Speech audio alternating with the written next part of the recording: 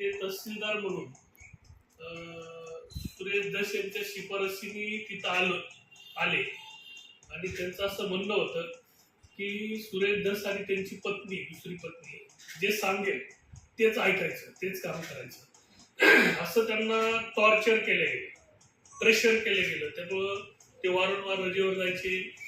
परत वरून प्रशासनाने, जिल्हाधिकाऱ्यांनी विनंती, प्रेशर केलं की ते परत तिथे यायचे, जॉईन व्हायचे.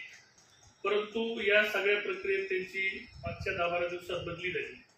बदली झाल्याच्या नंतर त्यांना असं म्हणजे एकदम त्यांना मानसिक इतकं त्यांचं संतुलन खराब करून टाकलं की त्यांना निलंबित करा, त्यांचा निलंबनाचा प्रस्ताव पाठवा. मनुष्यानी त्यांचाच एक जुन्या तहसीलच्या जागेत अतिक्रमण केलेला कार्यकर्ता आहे, त्याच्या नावाने तक्रार देण्यात आली. त्या तक्रारीच्या माध्यमातून विभागीय आयुक्तांनी खाली अहवाल मागितला.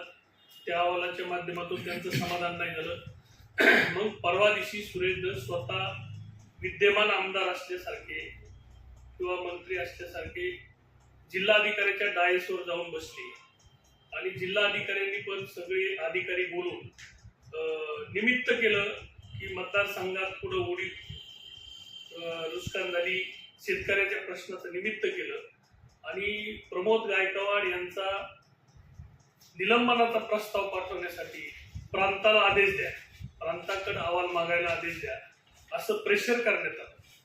आणि ते तिथले जे सामान्य प्रशासनाचे उपजिल्हाधिकारी आहेत सूर्यवंशी साहेब, हे त्यांना ते मान्य नव्हतं. कारण की संजय गांधी निराधार किंवा श्रावणबाळ या योजनेचे 1 वर्षात मिटिंगच घेतली नाही आणि ती मिटिंग घेतली नाही मनुष्याने तुम्ही तहसीलदारचा 1-4 प्रमाणे प्रस्ताव तयार करा आणि दोषारोप पत्र जोडा 1 ते 4 आणि निलंबनाचा प्रस्ताव सादर करा, असे त्या उपजिल्हाधिकाऱ्यांनी त्या प्रेशर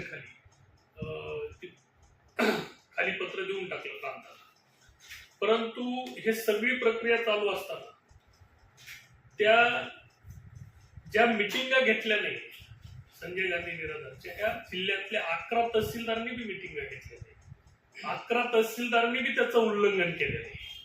फक्त सुरेश धस आणि त्याच्या दुसऱ्या पत्नीचं देवस्थान इनाम जमीन विक्री करायला दुय्यम निबंधकाला आदेश द्या, नाही तर तुम्हाला आम्ही निलंबित करू, नाही तर तुमच्यावर आम्ही कारवाई करू, खोटे गुन्हे दाखल करू, कार्यकर्त्याच्या मार्फत प्रेशर, या पद्धतीचं अधिकाऱ्याला जे टॉर्चर करण्यात येतं हे फक्त या जिल्ह्यात सुरेश धस या व्यक्तीकडूनच करण्यात येतं.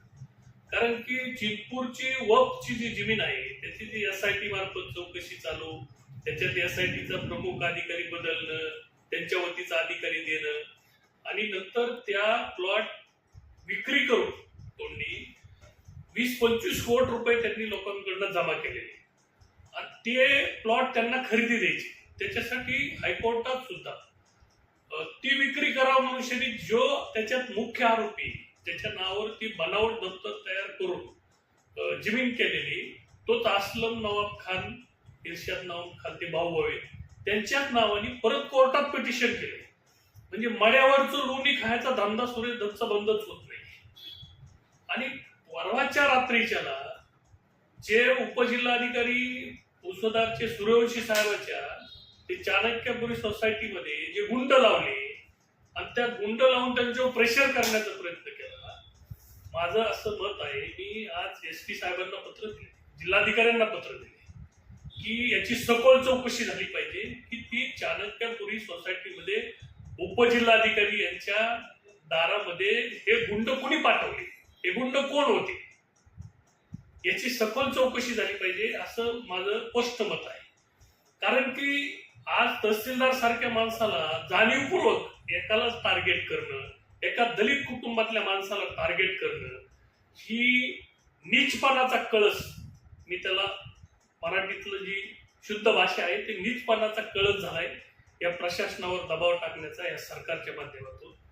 तसं आज हिंगोलीला सुद्धा एक घटना घडली, एक तहसील तलाठी कोणीतरी त्यांची हत्या करण्यात आली चटणी टाकून. त्याच्यामुळे या शासनाकडे आणि या गृहमंत्र्याकडे कायदा सुव्यवस्था ही अत्यंत वाईट अनुभवायला मिळायला की पब्लिक भयभीत झालेली आहे.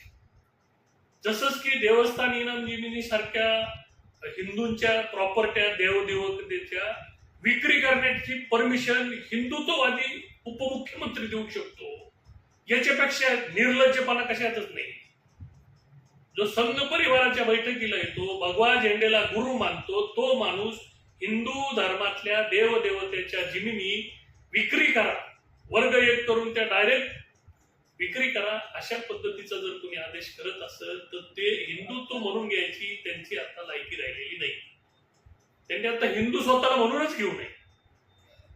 त्यांनी रोज सकाळी उठल्याच्या नंतर अलीकूल सलाम म्हणलं पाहिजे, कारण की ते सुद्धा पवित्र आहे, ते सुद्धा धर्माच्या बाबतीत जागृत आहेत, ते आपण राहिलेलो नाही.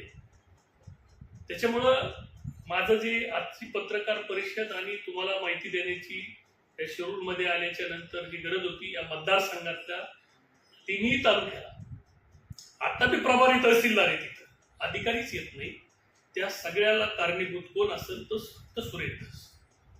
खोटे काम करून घ्यायचे, सरकारचा बेनिफिट घ्यायचा, सरकारकडून वरून प्रेशर करायचं आणि गरीब अधिकाऱ्यांना पब्लिकला भयभीत करायचं पाप कोण करत असेल तर तो सुरेश धस करतो.